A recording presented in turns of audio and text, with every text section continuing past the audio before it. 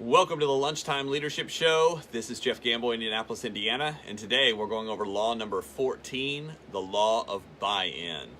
So if you're just joining us, welcome. We run a Facebook show every day at noon Eastern Standard Time, simply to go over one of John C. Maxwell's laws out of the 21 laws of leadership, and it specifically is focused on direct sales, network marketing, MLM. So for those of you who are joining us, you know exactly what we're talking about here. Joyce is with us. Welcome. So we have some people jumping on here. I'm going to invite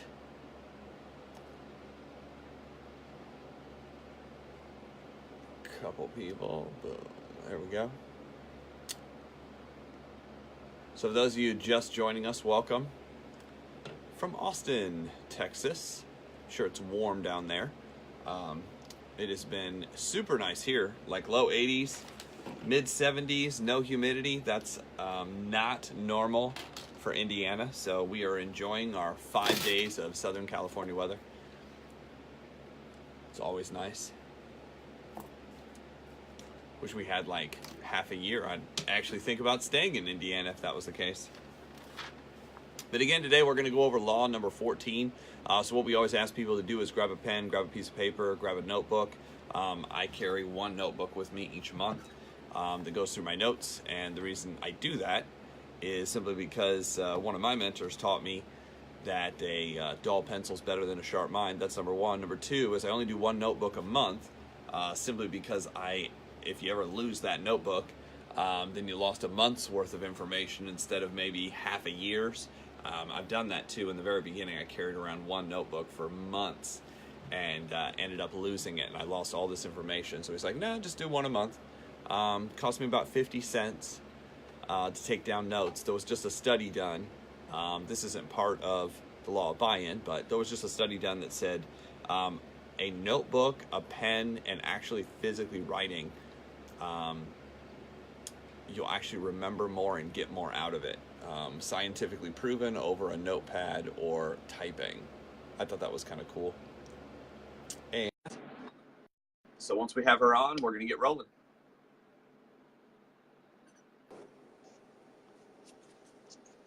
Good morning, good afternoon. Hey everyone. Hey, am I on? You are on. Can't quite tell. Okay. Well, I'd like to welcome everybody to this Thursday MLM Lunchtime Leadership Show. I am Bess McCarty of the MLM Millionaire Club, and this is Jeffrey David Gamble of My Leadership Network. He is a certified John Maxwell trainer. So if you wonder how we're able to present John Maxwell's material to you, this is how, because Jeff has loved and taken the time and the discipline to become a certified John Maxwell trainer so that we can bring these to you. So very much look forward to what he has to share. We always love coming to you. It's a very, very special time. It's actually my favorite part of the day, where we get to sit with you and be with you and bring you this material that we hope can change lives. Our purpose is to help people grow, to educate, empower, and equip entrepreneurs and create independent servant leaders. And so today, as Jeff may have said, this is our law number 14, the law of buy-in. So this is very important, and look forward to what you have to share, Jeff. Awesome. So thank you for that. I'm going to invite you to Thanksgiving. You can tell my mom those kind words. I appreciate it. And we basically partnership together to bring this information. This was something we had talked about doing, something to collaborate on, and it just made the most sense to be able to do this every day. With Bess's background in body-mind therapy, overcoming breakthroughs, and, I have a background in building a couple companies. It just made sense to come together and collaborate on this. So that's what we're doing. And we want to get right into it for those of you who are following along. This is law number 14. So people buy into the leader first and then the vision. Why is that? He said, learning the law of buy-in. He said, you cannot cast a vision and expect buy-in until they've bought into you. In network marketing, we always say people do business with people they know, like, and trust. Getting to know somebody is the first step to be able to liking them. You can like somebody from a distance, but a lot of people put up a guard. So you want to As John said, walk through the crowd slowly. You want to get to know your people. There are specific techniques in doing that because some of us end up, in the beginning, we don't have a lot of people, which is really easy because then you know everybody. If you don't have a lot of people, if you haven't recruited anybody, you kind of know everybody you're talking to. But then at some point, the objective is to build a large team. When you build a large team, eventually you'll get it to the point through doing the activity that we're talking about, but doing it right. Bess and I run actually a quick start basic class that we can talk about at another time. But in learning those basics and learning how to recruit people, eventually what happens is most of the people you don't know. And that's where this law even becomes more important because people don't know you that are coming onto the team. They're in depth. They're team members of team members of team members. But, how do you get this done? People have to know you, to like you, to trust you. And, they say trust is the glue that keeps everything together. So do I give people a reason to follow me? I mean, this is the whole example part. John, in another book, talks about the 5 levels of leadership. Level number 1 is position. You get a position inside of a company, you're in. Level 2 is permission. Permission is where you've been there long enough where somebody else comes along and says, you know what? I kind of don't know what to do, and you've been here a little bit longer. Can you help me out? Can you show me the way? So typically, permission is asked for through, a series of conversations. Again, getting to know somebody, getting to like them. They will give you permission to lead them and say, hey, you've been here longer. You know what you're doing. What do I do here? Next, you have production. At the production level is where I see the whole following comes in. Tezer, how are you? So that's where the following comes in. The reason being is you have a reason to follow them because they're able to produce. They have production going on. And then eventually you start realizing that certain people actually not only produce, but they're producing producers. They're teaching people how to do it. And people on their team are successful and they're making it. Sometimes that's due to the number of people they brought on, and sometimes that's due to specific injection of knowledge and relationships, so just getting to know people, reaching out. Why do people follow you? Are you giving them a reason to? Well, if you're producing, one thing that I learned, when you're producing, you have a consistent reason why people should follow you. If new people are coming onto the team, if new volume's coming onto the team, if every single month you're a little bit farther ahead than where you were the month before, you're giving them an ongoing example of what to do, an ongoing example to follow. There's several people in the industry who have done this, which is why they have such big teams, because month after month, they just keep cranking it out. They just keep producing. They keep bringing people on. They keep breaking new levels. They keep showing people the way, and it's very easy to follow them. So living the law of buy-in, a leader must. So here's some of the things a leader must do. Number 1, develop relationships.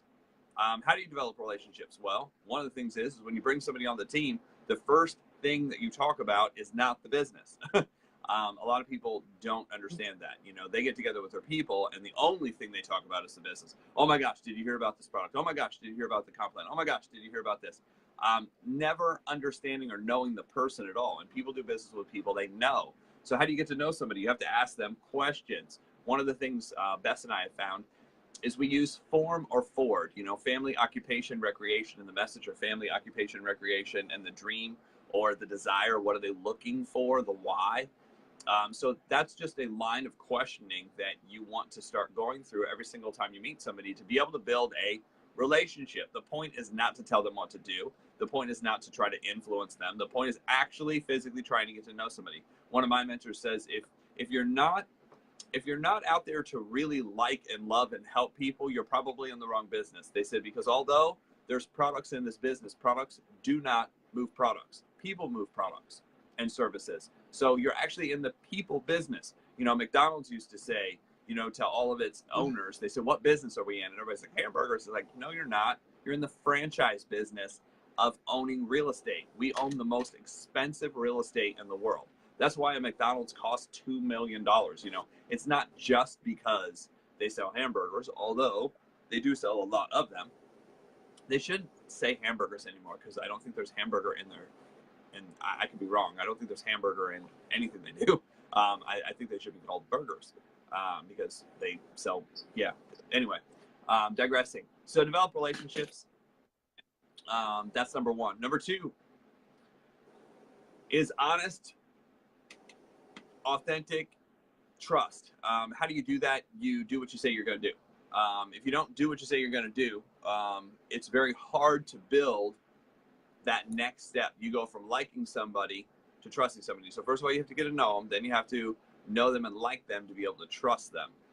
You'll usually, almost always find you don't trust people you don't like. It's very hard to do that. Certain people, maybe. There are, limited examples of that, but it's easier. This is the goal. You want to make it easier for people to trust you. So you have to do what you say you're going to do. This is one of the things that I found was really interesting when I had conversations with one of my mentors, David Bird. He said, you want to get to a point where you're able to accomplish over 80% of everything you set out and say you're going to do. If you do that, you will consistently, build a following and do the right thing. Hold themselves to higher standards. So leaders, number 3, hold themselves to higher standards. What does that even mean? The standard is if this is the minimum, you'll rarely find, and I can't think of an exception on this. You'll rarely find a leader, especially in direct sales, that does anything at the average minimum bar. They show up early. They stay late. They dress impeccable. They're usually more excited than everyone else in the room. They're usually, the first one to help out if there's something going on, usually. So, there's all these qualities, and they just have a higher standard of doing everything. Not necessarily that they were that much smarter, because certain people think that these people have to be so much smarter, or so much more educated, or so much more of everything. Usually, they just have a higher standard on themselves of doing the tasks that are involved. If the average is just showing up and sitting in the back of the room, they're sitting up front. If the average is bringing one person to an event, they're bringing 3. They just have a higher standard at everything they do. They want to pack the house. They want to fill the room. They want to be there before everybody else gets there, and they want to be the last one to leave, shaking everybody's hand and locking the door. That's just, I found that usually to be true of a leader. 4, gives people the proper tools. Not only gives people the proper tools, but knows what tools to give. The books to give, the videos to give. Certain times I'll just have conversations with people, or I will see somebody who writes something online, about their life, because a lot of people like to publicly publish their trash on Facebook, which is always interesting. Dave Peters, what's happening? They'll publicly post their trash on Facebook about what's going on in their life and this, that, and the other thing. And sometimes I'll instant message people and be like, hey, if I sent you a video that would help out with that, would you be all right if I sent it to you? Just kind of getting their permission to give them maybe a tool. They might not understand it's a tool, but just give them a tool to be able to handle a situation, go through stuff. In most cases, what they're actually wanting is just acknowledgement that they're in a bad situation. They just want to be noticed. They just want to be heard. They're not actually willing to fix anything. And the reason most people aren't willing to fix anything, for those of you who don't know, is most people will get the most attention when they're crying or whining or bitching or, a number of other things. Why is that? So, I can't remember the exact speaker, but he says, if you want people to like you, sell ice cream.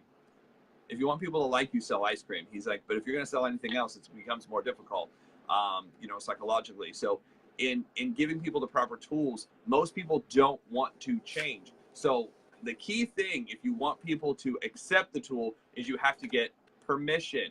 The only way you're going to get permission is know somebody, like somebody, they know you, they like you, and then last, they trust you. Once they trust you, they'll accept the tool. But if they don't trust you, not only will they not accept the tool, they're probably not going to get anything to answer the question. Okay, so that's for later. So that was 4. 5, helps followers achieve their goals. So I think even, in this case, it says followers achieve their goals. I think at first, you have to be good at helping people properly set their goal. You see this a lot in MLM. I'm like, hey, so you're new to MLM. What do you want to do? I want to make $1 million. I want to hit the highest achievement level. I want to, fly around the world on a jet. I'm like, have you sponsored anybody yet? They're like, no. Have you even sponsored 10 people? No. I was like, well, it's okay to want all those things, but let's make the first goal, which is how do you get paid and promoted in your company? Well, I'm really not sure. Well, I don't know if you know this, but to get to $1 million, to be the top earner, to fly around in a jet, you have to be able to get paid and promoted and teach people how to get paid and promoted. That's the first step. So it's great to know step 964,001, but you better know the first step first. So it's just being able to set realistic, and I have conversations like this, regularly with people. And this is one of the giveaways. If somebody's really willing to listen and hear out, they'll kind of spit out the network marketing lingo of, I'm trying to get free. I just want freedom. I just want to get free. I just want to make more money. Okay, here's a penny. Did you achieve what you wanted? You now have more money specifically. But they don't understand really what goal setting is about. They don't understand incremental. It's just they want to go from zero to everything, and they just, they're lost. And that may be because something's going on in life. It may be because they just don't understand the process. Most people get hired at a job and they instantly have all the benefits of whatever that job offers. In direct sales or network marketing, you instantly start out with nothing, and you have to build every step. Well, what people don't understand is in a job, somebody had to sit down at some point and go, what are all the details? What is every single detail that comes with this job? And what we have to do is write out a manual. What we have to do is write out a script. And what we have to do is write out instructions. And that's why you get those thick manuals when you first start a job of that description of everything you're responsible for and everything you do, for two reasons. First of all, to keep people on track. The details of keeping people on track. But secondly, to reprimand. If you get out of line, here's how we're going to reprimand you. Here's how you lose your job. It's pretty much spelled out. And this is why a company that's well established, you feel that like warm, fuzzy feeling. Oh my gosh, these guys know exactly what they're doing. Do you know exactly what you're doing in direct sales? Or are you literally throwing mud against the wall? And what I find most of the time, most people come in and they're like, woohoo, we're in network marketing. I'm so excited. Great. How exactly do you make money? I have no idea. We sponsor people. How do you make money? I don't know, but I'm in business for myself. Well, businesses make money. What you're involved in is a really fancy club that costs a lot of money right now to you. So let's sit down and figure out the difference between having fun and making money. What I want to know is how many people does it take? How much volume does it take? Do you know what your average person in your, specifically on your team, but most people don't have a team when they begin. What is the average amount that the person orders? Well, in our example, we show $563 is what people are supposed to. Yeah, but is that normal? What is the average? Do you even know? So I start making phone calls and I start finding out that the average is a different number. And once I find out that average, I said, this is what the average person orders. This is what the average time frame somebody's in your company. You can typically find these things out. 6 months, a year, sometimes 6 days. It just depends on the company. If I have the average amount ordered and I have the average time frame, then I can add these two up and go, okay, so you need this many people. Then you have to ask attrition and how many people do you need on a team? How many people do you need on a team at any one time to be able to earn that income coming through? So there's 3 types of income that I'm looking at. Number one is the initial. What do you make by recruiting and selling some product? Because a lot of people have entry kits or startup programs, and there's a bunch of different ways to say that, but it's like whatever the initial startup is, not from getting in, but from the initial product order. If you're getting paid from just getting in and you get paid just to get people in and there is no product or service, that's a number one warning. That's a totally different conversation to have for another time. But I would say warning, call one of us immediately. If you just get paid to sign people up and there is no product or service moving at all, call somebody right away. The second thing, call one of us right away. And, we'll kind of describe that to you. It's not for this call. The second thing I look at is, outside of the initial is what is the passive income? What is the difference? What are the levels? Because the passive and the levels will kind of tell you where the passive income is. The passive income in network marketing is what most people think of as residual income, and it's not residual income at all. It's team income. It's passive income. It's like owning it's like owning a hair salon and hiring 20 people to work there and not showing up. The passive income coming off the business. Then there's the residual income. The residual income is once we get all these people buying, what is your average amount that goes through on a regular basis, and what does that click off per person? Some companies have it, some companies really don't have it. A lot of people talk residual income, and I think it's always funny to learn this, is some companies talk about residual income and they don't have it. I was like, what are you talking about? It doesn't exist. So not all companies have it, by the way. Some companies point to the overrides of the team as residual, and that's not your residual. It's called passive income. So first of all, if you're an accountant looking at this or bringing this to people who are smart business people, one of the reasons is you want to use the proper lingo. You want to use the proper definition of things, because if you start talking this to an accountant, to a CPA, to a business owner, they know you don't know what you're talking about. And people do business with people they know, like, and trust. People also do business with people who are competent, confident, and, you know, conscientious of what's going on. And if you're incompetent about what you're talking about, it's very hard to sponsor those people. So that's number 5, is help followers, you know, with their goals and understanding what's going on. Number 6, develop their leadership. Here's the thing. You typically have to show them the skill first, have them go out. Watch, this is a growth cycle. You start them out, you show them what to do. We go out and do it. It's not working really well. So then we have to have a conversation about leadership.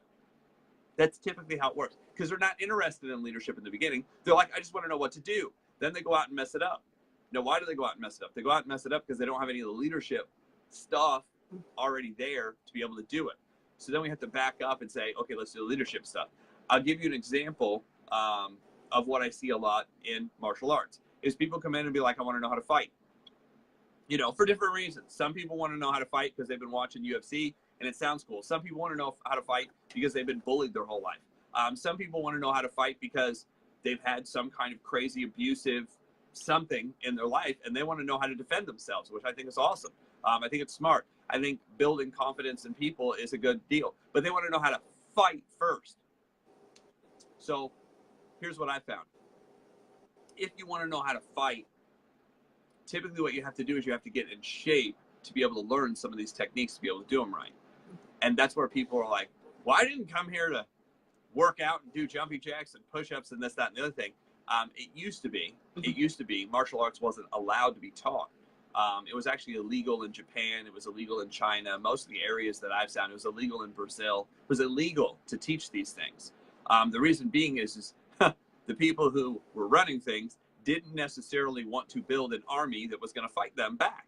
So it was illegal to teach these things. If you were found out in Japan, the samurai got rid of you by decapitation. So it was pretty severe. And it wasn't just you, it was your whole family. They just got rid of everybody. So they wouldn't let certain people, they wouldn't just let anybody learn these techniques. They would make them basically become an indentured servant to the family, sometimes for months, sometimes for years before they would open up and teach these things. And they would have to develop basically this strong bond, trust, before they would teach them a single lesson. Maybe that's why, you know, that was built into their culture. Maybe that's why they take some time to do stuff and everybody else just runs out the door. Woo-hoo, I'm great. So what am I saying here? The skill of how to do it usually is the first thing people want to know, and you want to give them that, but you want to have the backup plan of leadership right away. And if you don't have that backup plan to teach leadership, and I don't mean go to a conference. Go to a conference is one thing. I'm talking about physical leadership. I've learned MMA is coping. Yes, it does. And really any activity helps people, you know, cope with stress. You know, doing something. Here's the thing. When you're sitting thinking about, and that's a psychological thing, when you're sitting thinking about all the things that are a problem and you're not physically learning anything, you'll tend to be working on something. Most of the time you're working on all the stuff that isn't working. So it's good to work on better stuff. So here we go. This was all number 2, a leader must. Develop relationships, is honest and authentic, develops trust, holds themselves to higher standards, gives people the proper tools, helps followers achieve their goals, and last, develops leadership. So now we're moving on to the third lesson, understand living the law of buy-in. Does my vision resonate with people?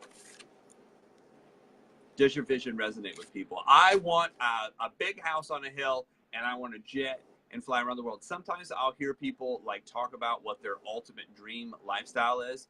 And here's a missing piece. You didn't say anything about the team that's going to get you there. You know, they're just like, me. And now that I'm done talking about me, what do you think about me?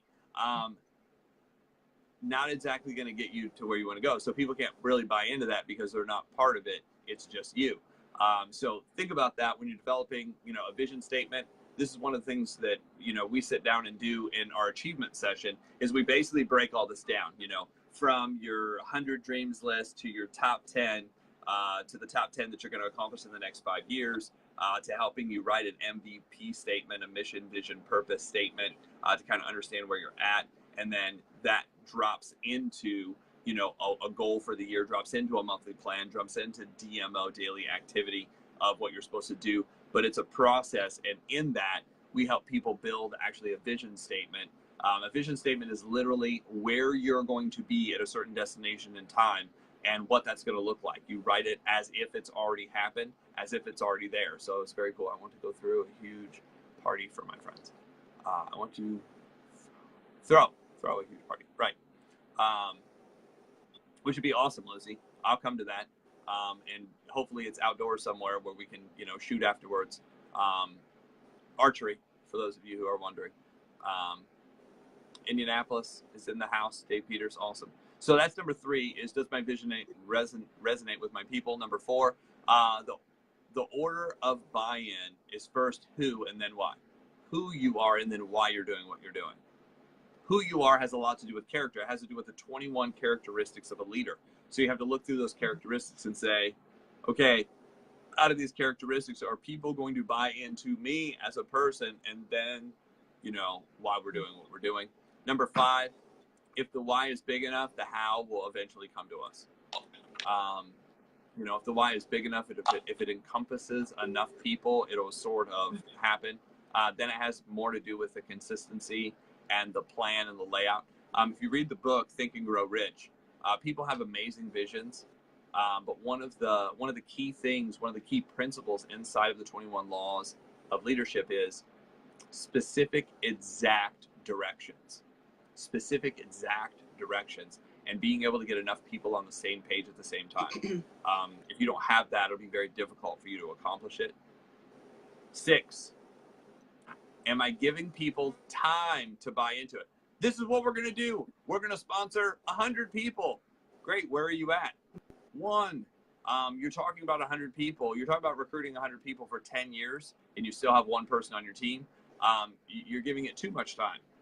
So certain time you're not giving people enough time. Certain times you're giving too much time, and it's not matching.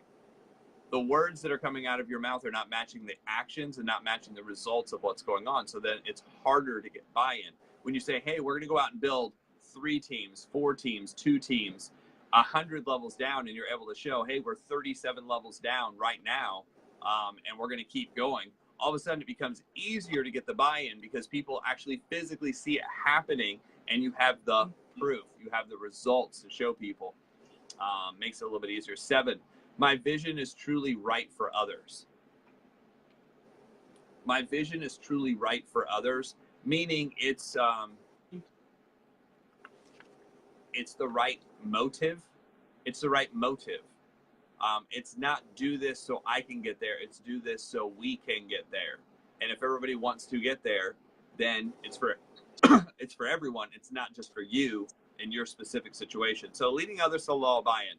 The other people can suggest a new idea and people are just all over it. But when I suggest an idea, nobody wants to follow it. Well, then you have to look into this. Is it the character side of things? Are they looking at you as a person and going, I don't buy into you? Or is the vision that they're just not connecting with at all?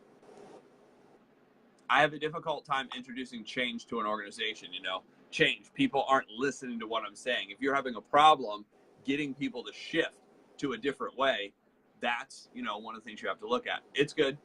You know, you're supposed to laugh along the way, right, Lucy?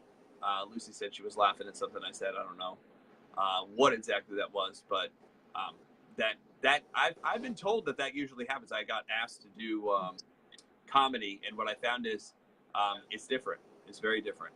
It's actually much more difficult than anything I thought to do comedy from stage and just be funny with any audience. When we have a specific audience and you know who they are, you know what they like, it's a little bit easier in this kind of setting. But it's just through observation of seeing what people do and the funny ways we think about things. And guys, if I make fun of anything, know that I'm not making fun of any individual other than myself, because the reason it's funny and the reason I'm able to talk about it the way I'm able to talk about it is because most of the stuff I did wrong for a long time. And that's why I make fun of it, because I'm actually making fun of myself doing it and screwing it up for so long, and then coming to the realization of what it needs, what I need to do to change, or somebody brings it to my realization that, hey, I need to change doing something, or, physically doing something, or changing the wording. And then I was able to change it. It works out. So just so I can clarify that, it's not pointed at anyone, because I literally used to get, I'd get off these calls and people like, were you talking about that situation that I had? And I was like, what are you talking about? What situation? Like, I didn't even remember what we had talked about, which is another problem I have. Let alone, was I using it as an example? I said, no, that was actually me doing something stupid, not anybody else. So just for those of you who, are like, are they talking about me? No. Not that I don't want to talk about you. It's just I can't keep focused on everybody else, let alone my own stuff. So, Bess, that is what I have for Law 14, the Law of Buy-In. Can we get some of your insights or takeaways, things that might be able to help out people with the Law of Buy-In? So, Shelly's watching. What's happening? My turn, Jeff? I'm not sure. Trouble connecting. Okay. That's you. Okay, thank you. Thank you for all that you're helping us to raise the bar professionally and personally. And thank you for all those tips. My connection has gone in and out here. Would like to welcome Julie, Steve, Gina, Sherry, Lucy, David, and Kareem. And for raising your own bar personally and professionally. Thank you all for the likes and loves. If you're watching the replay, we'd love if you type in replay so that we can thank you for that. And if you're getting some values, that this is some benefit to you, please please like, share, comment, because we'd love to know what is meaningful to you. If you have a takeaway, we'd love to hear that. If you have a question, we'd love to hear that. Welcome, Denise. Oh, thanks for all the likes and loves. And Candace, hello. So good to see you. Such beautiful, beautiful people on here. We're so glad to sit with you every day here. This is so such a treat for us. So leaders, like Jeff's saying, put people first. It's a people business. And I was realizing today as I was contemplating this topic that a leader is really the greatest servant of all, right? It's not a boss. The leader becomes the greatest servant of the people. And likewise becomes a good listener to the people's needs and meets those. Now that generates a leader that you can know, like, and trust. And people are looking for someone to follow that they believe in, and that they want to go along with, so that they believe in, they feel are credible, and they want to go along with. When people have the vision and the trust, then they will follow that leader through any challenge. And that's important. So just take a moment and think, who do you know like this? Who would you trust through any challenge? Do you know leaders in your company? Friends? Who do you trust? Who would you follow through any challenge, and why? What qualities do they have that you would follow them?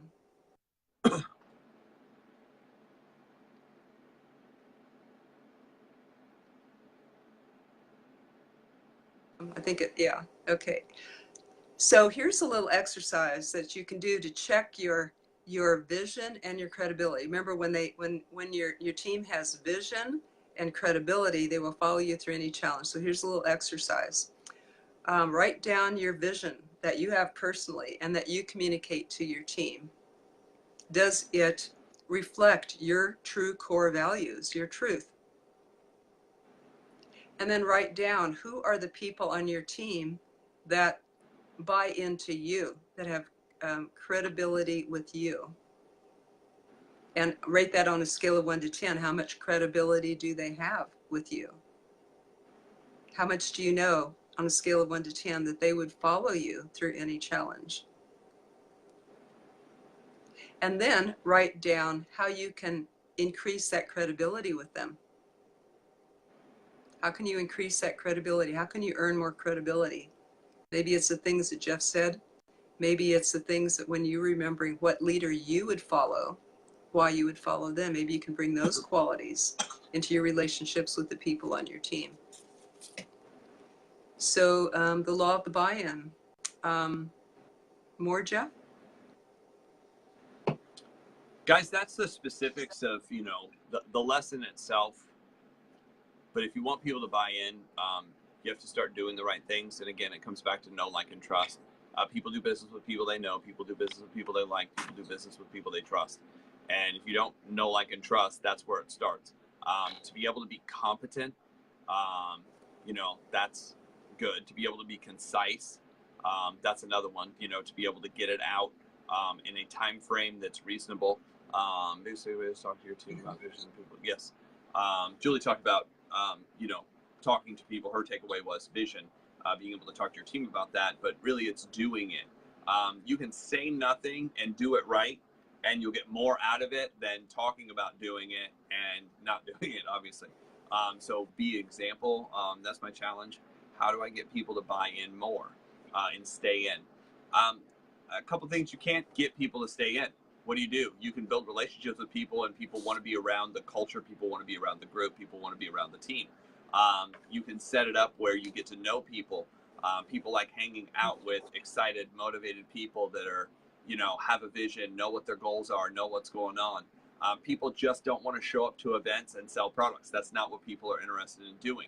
People like to look at most social activities, even social activities that are quote unquote philanthropy in nature. What do people like to do? They like to get around other people. They like to socialize. They like to give out their ideas. They like to talk about what they like to talk about. So getting to know people and being friends with people is a better way to build a culture than just always, you know, hammering what to do.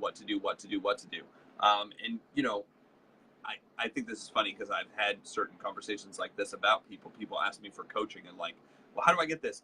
And then they'll say, oh, I don't do that. And then I'll get around, you know, them in a setting where it's business, and the only thing that comes out of their mouth is business. And they don't know people's spouses, and they don't know people's kids, and they don't know people's friends, and they have no idea what their dream is. It's just, well, you ordered, I know that person ordered last time, and this person didn't order, and they're not on the ordering. And I was like, that has nothing to do with building a relationship at all. That's secondary, or maybe even third or fourth to everything else that's going on here. So it's just getting people to recognize what it is. Now, I don't know in your case, Candace, if that is specifically what's happening. It would be an, you know, individual. Every individual is different, but that's just kind of an overview. If you need, you know, more specifics on exactly how and what, you know, that's a topic for outside probably this call, if that makes sense. But getting people to stay in. The key is getting more of them. The majority of people come and go. That's just the way it is. People want more people to stay. You can want more people to stay. You can build every program in the world. People are not going to stay. It's attrition. It just happens. You know, that's like the gym. Can you imagine the gym? The gym that I go to, or one of them, has 100,000 some people that, you know, attend all the gyms that, you know, because it's a nationwide franchise. Can you imagine them chasing somebody out the door? Oh, you have to stay. Well, what can we do for you? Maybe we'll give you a donut coming in, which is counterproductive. But maybe we'll give you a slice of pizza. Maybe we'll give you, you know, an extra big mocha shake every time you come in. You know, they're chasing people down rather than just calling the next person, recruiting the next person. There's somebody out there who wants to start losing weight. There's somebody out there who wants, you know, to be on the elliptical and be healthier. There's somebody whose doctor just told them, you know, do this or else. It's easier to go find somebody new than it is to chase the old ones. Yes, I like the idea of social interaction. So it's more of the, you know, it's part of the social, but it's also going and getting enough people. Here's the thing. It's not just enough people. It's enough people in a condensed time frame. It's enough people in a condensed time frame. You don't, that's why they say launch your business. You'll see, you know, the reason, I'll give you a great example. In real estate, they want you to have an open house, right? Why do they want you to have an open house? Because they want a condensed time frame of enough people in the same place at the same time, where if multiple people like the house, all of a sudden it raises the excitement, and raising the excitement raises usually what? The price. So they want to do an open house. You wouldn't say, well, what I'm doing is I'm only meeting with one person at this house at the same time, one person at a time at the house to see if you like it. And then, you know, that's what the showings are for, of course. But you put it out there. You don't put it out on, you know, you don't put it out on the internet and only let one person look at it each time. You put it out there for everybody to look at. All of a sudden, boom, that house hits and it gets emailed and messaged to thousands of people all at once. And it's that excitement that kind of brings it up. The same is true with recruiting. You have to put enough people in at the same time to create that momentum, to create that excitement.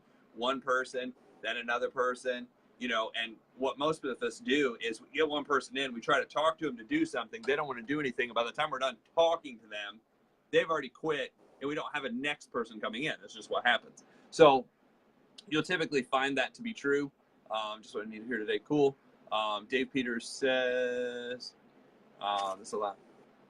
that's the last thing you covered. So important. Humans. All right. Stories, stress. Sorry, it's hard to read this while I'm doing it. A lot of times situations experience really don't go down. Yes. So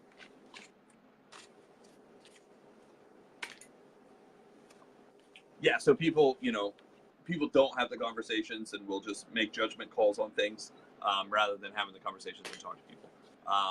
I will read that back and answer that in more depth. Dave, here in a minute. Brian's on with us. Welcome, welcome. Bess, back to you for any last comments or anything. We try to keep this call to about 30 minutes, and we're a little bit over right now. So, or this show, sorry. Thank you all for your comments. This is really cool.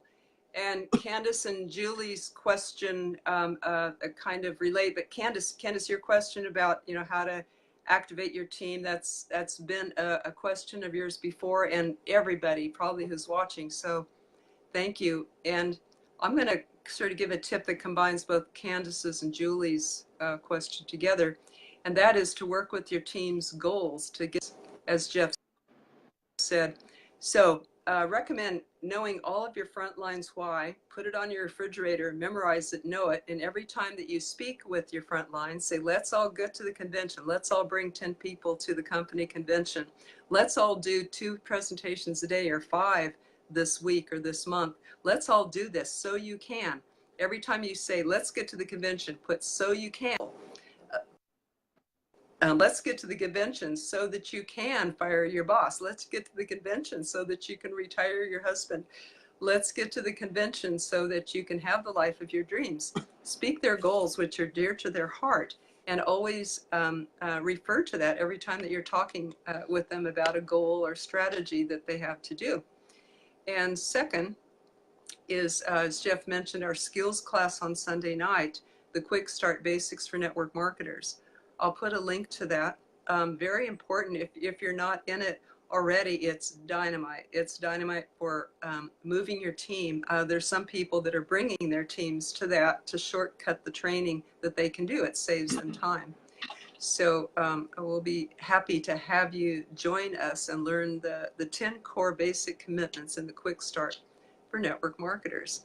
Those 10 core commitments involve getting started right, committing to be here a year from now, personal growth and development, marketing daily, presenting daily, attending weekly meetings, attending weekly presentations, attending weekly trainings, attending your monthly regional trainings, and attending all company events, and having a massive action plan monthly.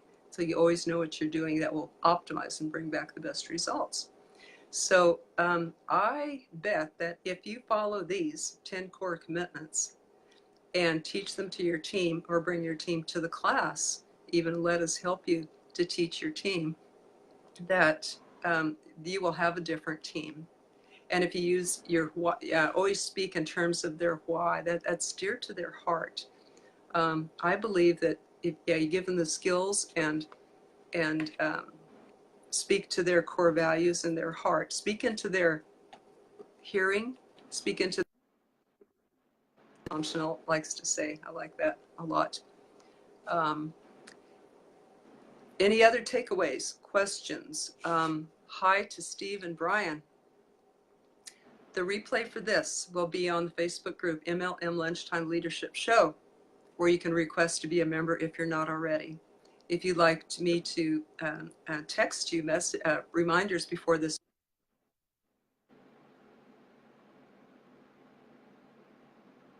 Lost you. Going once. Thanks, guys, for everybody jumping on. Tomorrow, we will actually be going over law number 15, the law of victory. So for those of you who want to jump on every day at noon Eastern Standard Time, we get started. It runs about 30 minutes. The replay is actually on Facebook at MLM Lunchtime Leadership Show. You can request to be part of that group. So feel free to jump on there. We appreciate everybody for joining us. Thank you so much. Tomorrow, again, is the law of victory, one of my favorite ones. That's where, I changed my business, learning this law specifically. One of my favorites, I always say that it's one of my favorites, but this really, I've got several stories that show why this one kind of broke out. Julie says thank you. Lucy says thank you. I believe Candace says thank you. Joy says thank you.